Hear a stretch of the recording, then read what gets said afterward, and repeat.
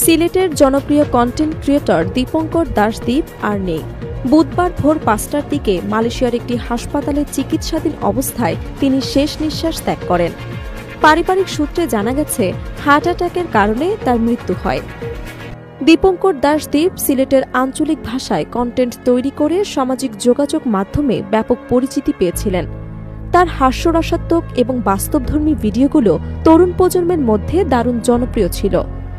কিছুদিন আগে তিনি স্টুডেন্ট ভিসায় মালয়েশিয়ায় পড়াশোনার উদ্দেশ্যে পাড়ি জমিয়েছিলেন।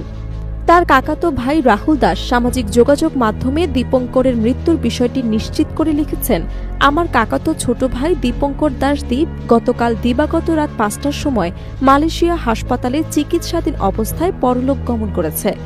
ঈশ্বরের কাছে প্রার্থনা করি পরপারে যেন সে স্বর্গবাসী হয়। দীপঙ্কর দাশদীপের অকাল মৃত্যুতে অনলাইন দুনিয়ায় নেমে এসেছে শোকের ছায়া। ভক্ত অনুরাগীরা সামাজিক যোগাযোগ মাধ্যমে শোকবার্তা জানিয়ে তার আত্মার শান্তি কামনা করছেন।